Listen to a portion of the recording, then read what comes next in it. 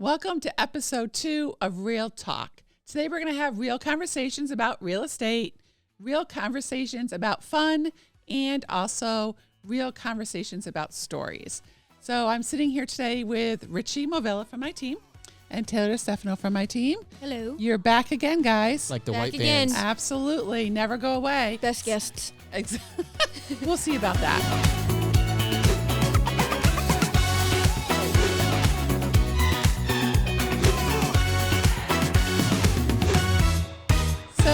About success, Taylor. What does success mean to you? Success to me means that I'm reaching my goals, I'm financially stable, and I can provide for my family. And I did some research, which I know is surprising. They say that there's personal and also business success. So, Ritchie, what are your thoughts on that? I think it's confusing. It's definitely confusing. I don't know. Success is a funny word for me because every time, success to me is just reaching your goals, but every time I reach the top of my quote unquote mountain of goals, I'm not happy. You know, I want to just achieve more.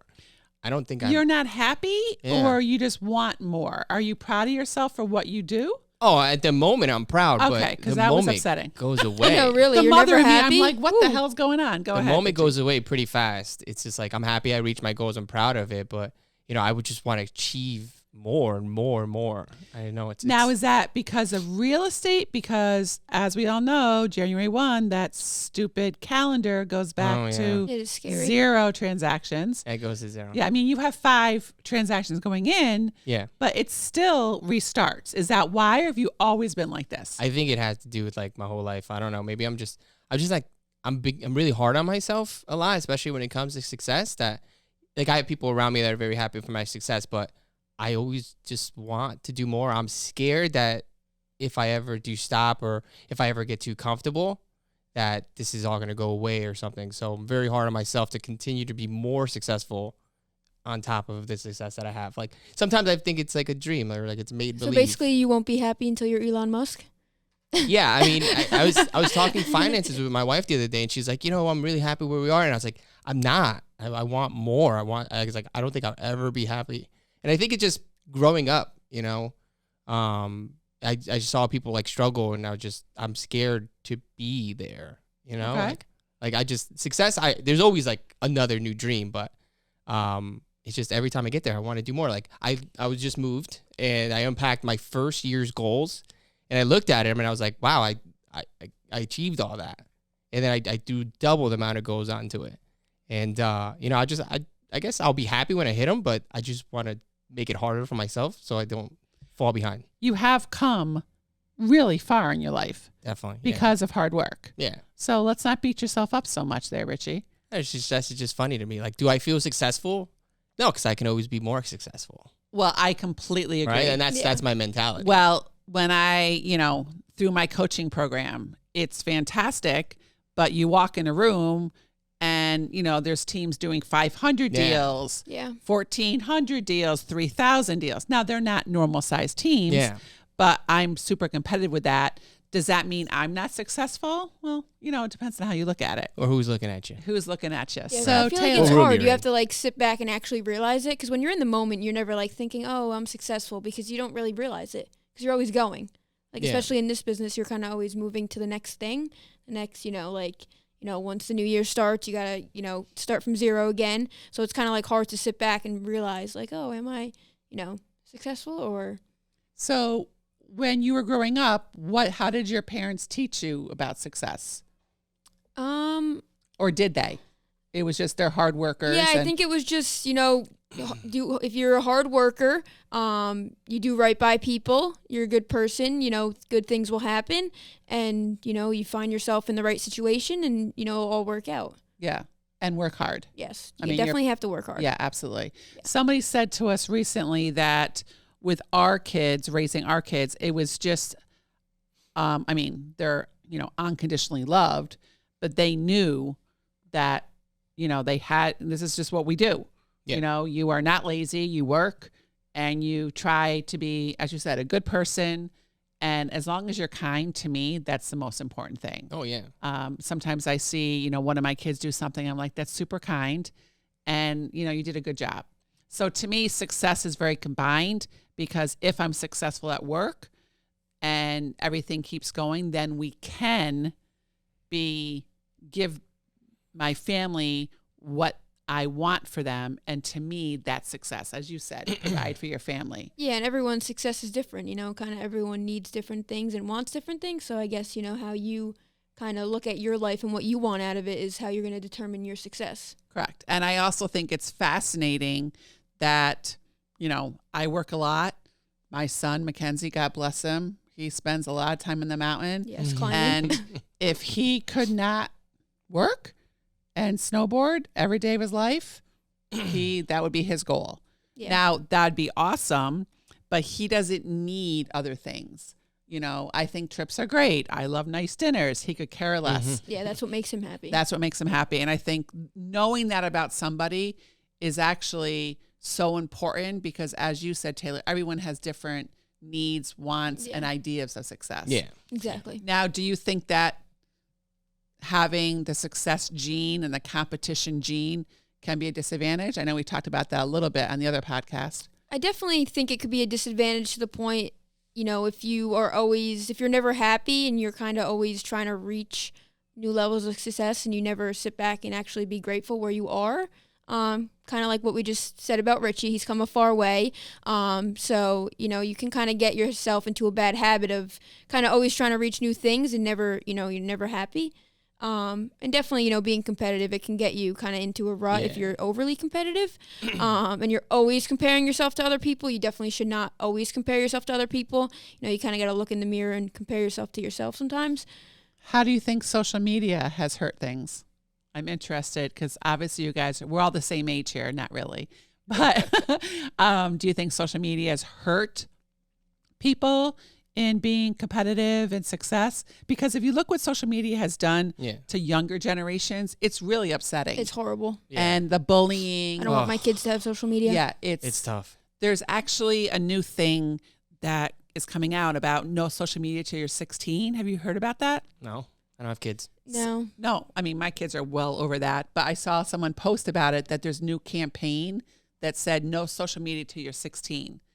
And, I don't know. When I grew up, you played in the backyard, and I was just gonna say I used to ride my bike all the time. I drive around and it's like 85 degrees out, beautiful, and I don't see any kids out, and it's so sad. I feel bad for the kids nowadays. Like I drive past the parks I used to play in, and they're empty. Yeah, and it's really upsetting. Well, it's funny because my son plays video games every once in a while. Yeah. I definitely don't think he's playing too much, but I find it annoying when I see him playing video games.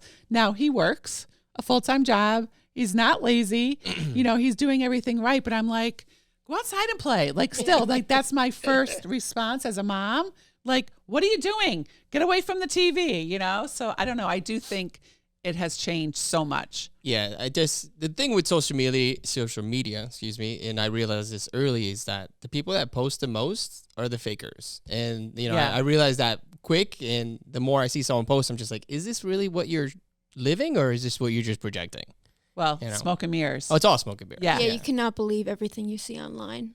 No, actually, someone I know was following like a influencer person, and then she saw the person working at a drugstore as a cashier. Oh, wow. And she was like, I thought she was doing so well. Now, respectfully, she's working, and that's fantastic. But clearly, if she was doing all that well with those smoke and mirrors, she really wouldn't be a cashier. Yeah, they say that social media, like the influencers, they're actually like, it's like $100 bill, and then everything else behind it is actually fake money. So. Oh yeah, I mean. Some of them are definitely successful. Don't get me wrong. Yeah, but absolutely. Some of them that are posting 24/7, because all these kids growing up now want to be like social media influencers. It's ridiculous. And it's get a job. It's not. Get a trade. It's also very hard. Everyone wants to be an influencer now. Yeah. But I just save yourself the trouble. I have a rule: if you don't follow me in 24 hours, I'm not going to follow you back. I want to keep it to people that I know and people that are interested in my life, and I'm interested in yours. I don't care about social media as like quote unquote real or fake life. Like, you're not going to influence me, I guess. Well, my husband, George, is not on social media. He does not enjoy it. I am, because first of all, 2 reasons. It's my business. And also I do enjoy many aspects of it. I said to him recently that I saw on social media, and he's like, that's why I kind of hate social media. And I said, you know what though? Somebody had passed away, and I was so grateful that I found out about it, because I never would have known unless I was friends with this person on social media, and it was somebody who was, important and made an impact in my life. So I was glad to know that their mom had passed. So there are some advantages and unfortunately a lot of disadvantages, which is crazy. I think you just need to control the intake that you take in what you want to see, right? Yeah, absolutely. Well, it's just like anything. You can definitely control it. So speaking of controlling things, what you say matters. Who in this room is obsessed with words? Me. I may have a problem. So if you look at my phone, I have notes and I have drives full of words, full of sayings. As you guys all know, we do review them a lot. We did a book club in our office on the Phil Jones book, Exactly What to Say. And then there's another book that came out, Exactly What to Say to Close the Deal. And you'll see here that I went a little crazy, highlighted, dog ear, I think it's called, all different sayings. So am I too obsessed, Ritchie? What do you think? You're obsessed, but it has its benefits. There have been times where I didn't know exactly what to say, and I would tell a client in my own words to get my point across, and then I get Karen on the phone. She'd say basically the same thing I said, but in the way, the tone, the speed, and the right words, and it would just fall better on their ears than how I presented it. So it's not just exactly what you say, but it's how you say it. Well, I was having a meeting with another agent, and he said something about sounding too salesy. And I said, well, first of all, we are in sales, right? Yeah. Yes. But you have to be honest with the client. There's also a saying out there, don't practice on your clients, because we are responsible for either selling their house, which is probably one of their largest assets, or selling them a dream home, which is also, for a first-time buyer, that is like everything. Yeah. Scary. So if you don't know what to say and how to say it, then you're practicing on someone's dream or their financial stability. Yeah, it's not fair to them. That's insane. Yeah. So now we didn't even talk about this. What's your favorite saying? Like, do you have one? My favorite saying is, I've been doing this new. It's like my clients are always panicking, and I think this has been helping. Where I'm like, well, I'm not panicking. I'm not worried. So don't worry, and I never worry. And it kind of helps them out a little bit if they're worrying, because, I'm very confident in, how I can help them and what I can provide for them. And it just gets them to know that, I'm here for them. But also, what else do we say? We say, you're not allowed to worry until I tell you to worry. Tell you to worry, yeah. Which I think is so great, because we had a client once who called us Monday morning crying. I mean, like really crying, very upset. She didn't sleep all weekend. And we were like, I said, did you leave me messages? I felt so bad. She's like, no, I didn't want to bother you. I'm like, first of all, you're never bothering me. Yep, that's another one. That's another one. And I cannot read your mind. Yep. Don't have a crystal ball. And please do not worry unless I tell you to worry. Yeah. Because that's my job. And it is stressful for them, though. I do feel bad. I mean, I sold my parents' house. Someone else did upstate New York. And my parents were nervous. And George always says, we are not buying or selling packs of gum here, right? It's a really big financial decision. It's emotional. So, Taylor, what's your favorite saying? Do you have one? I hate saying sayings. It sounds terrible. I think saying, like, what do you think? Kind of like after I say something and give my honest opinion, asking them, because obviously, it is their money, it is their life, it is their house. So it makes them feel involved. And, I do want to hear where their head's at. Of course. And also, what makes you say that? Yes. Because there's so much news and so many, information online that's really, don't go to Google. Yeah, no, definitely don't. Yeah, go to the expert. Many times. Yeah. WebMD. Oh, please. Best friend. Yeah, absolutely. Dr. Google, that's what I call it now. You mentioned the word honest. Having an honest conversation with people is so important. And I'd rather have an honest conversation with you now you may not like what I'm going to say. Yeah. But I'm definitely me tell you the truth. Yeah, you'd rather hear it, honestly than kind of like sugarcoat things and it not work out. Yeah, and we've talked about this a lot. All the time. Yeah. So because don't love delivering bad news. No, it's not fun. No, it's not fun. But any agent that starts working on our team, the first time something goes wrong, I'm like, you call them. And they're like, wait, I don't want to. Can you call them with me? I'm like, nope. Yeah, I think this is what you're going to say.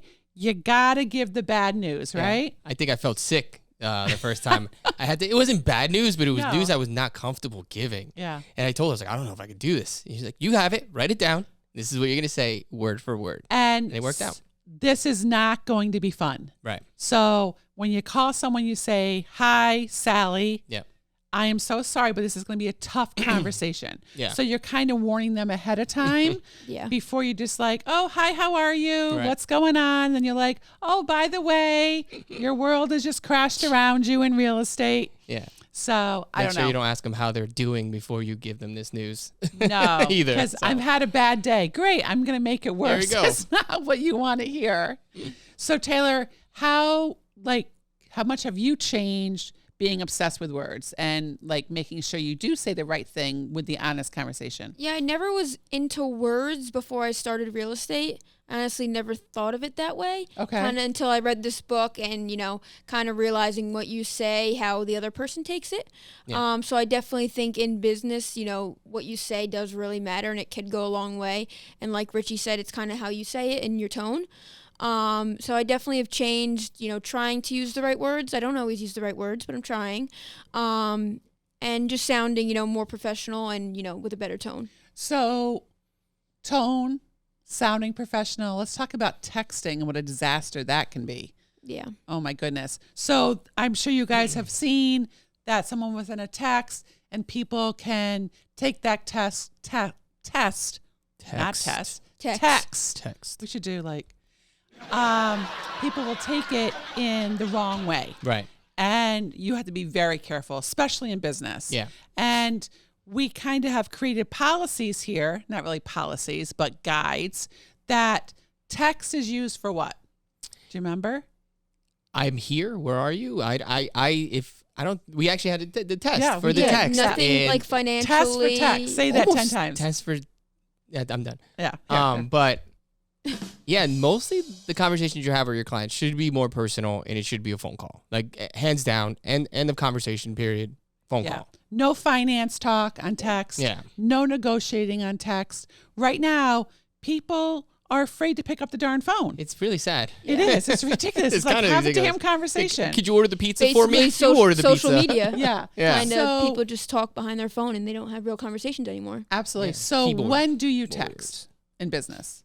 I usually text, obviously, like to confirm appointments and kind of nothing serious. If it's a serious conversation, you always want to make it personal and call. But going back to like, you never know how someone's going to read it. My mom used to always send me K, and I'm like, Mom, you cannot send people K. It looks rude. Yeah. Yeah, and I am very sensitive about things, if you didn't know. I'm not offended by the K, which is so funny. Maybe it's the KK. I think it's your generation. Yeah, it's just like you say something, they're like K, like, come on, you can at least say O-K-A-Y, like, okay. Or they'll do like KK. a thumbs up. So you could have put okay, but you put KK. Yeah, exactly. There's a lot same of amount rules. of letters here. There's a lot of rules when it comes to texting. Right. So, junk food. Why are you bringing this up? I don't know. So let's talk about the gym, Ritchie. Yeah. So you've been in the gym this month. Yeah, it's been going good. Feeling the burn. I got my little yellow polka dot bikini hanging on the wall. It's actually a sweater that I don't fit into, just to motivate me to, I have a big trip coming up to kind of get my high school body back, But junk food's tough, especially when, you got your own, money and the supermarkets aren't too far away. Don't go food shopping hungry. I've learned that.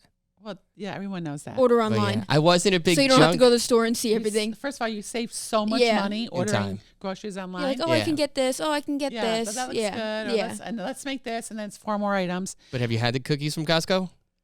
I will say those are amazing. Those are amazing. Yeah. So, but let's talk about McDonald's, Taco Bell. Yeah, I should probably start bringing in more lunches because we have like kind of a campaign going on. Yeah. About not buying ordering lunch in. and, getting lunch. How'd it go today? We had tacos. Yeah.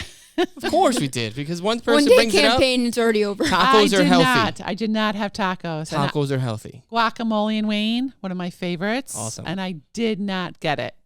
Good for you. I know. I was. That's really funny. I'm going to do 3 miles today on the treadmill in an incline. Let's go. Oh, my goodness. That's great.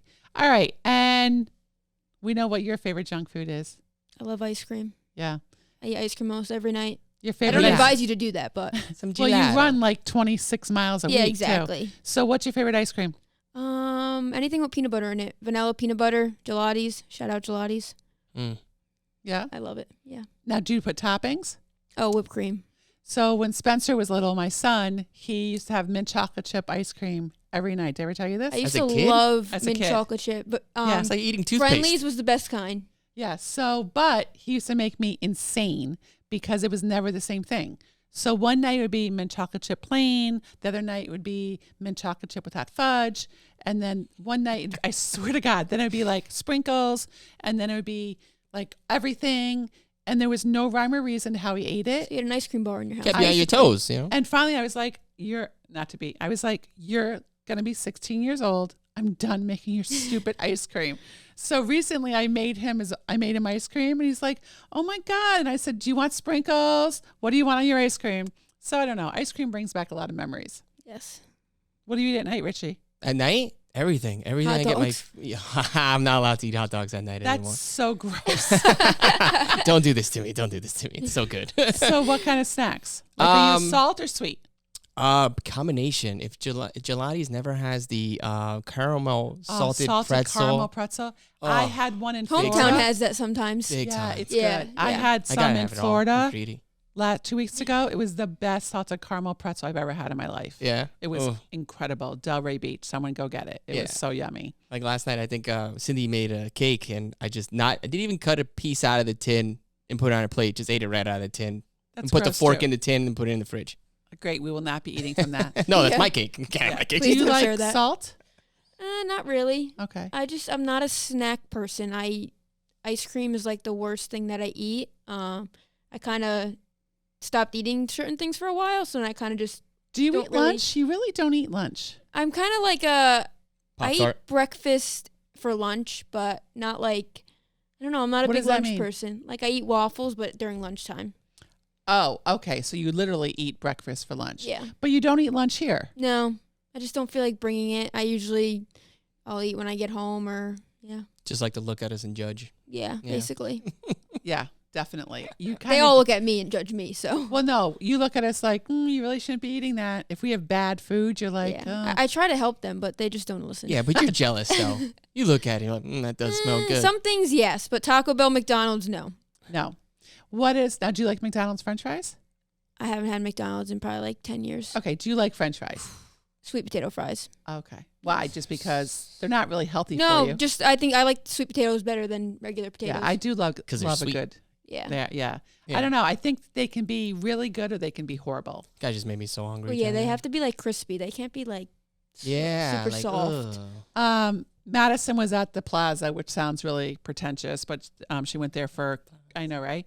She went there That's for where Home Alone was, right? exactly. Yeah. Did you hear about this? No. No. Oh, I'm surprised I didn't tell you.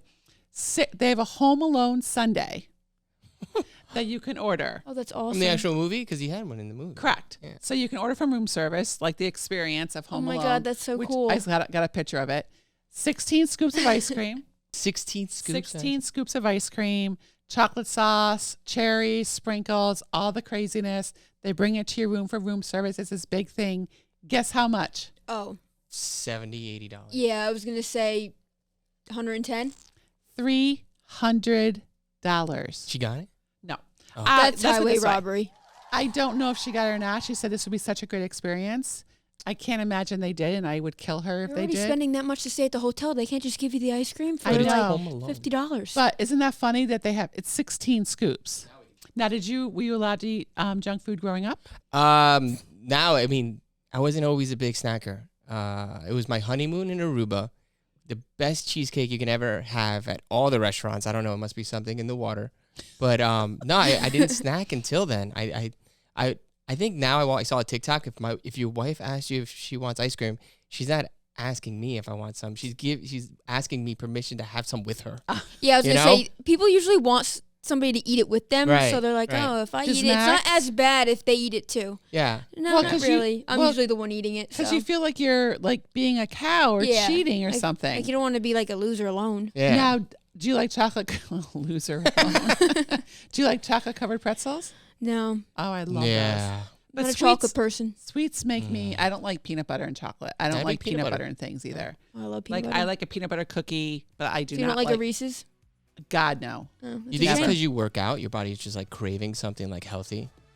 Like I remember when I worked out, Reese's I was craving. are healthy? Wait, did you say Reese's? Reese's are healthy? That's what you just said. Your body's craving well, something she said healthy. peanut butter and she doesn't like chocolate. Okay, yeah. Okay. But it's Reese's, well, guys, this has been fascinating, hasn't it? Yeah, it's been fun. So, thanks for having me. Yeah, so cheers to some ice cream tonight. Definitely. Thanks so much for joining us, everybody, and we'll see you next time on Real Talk.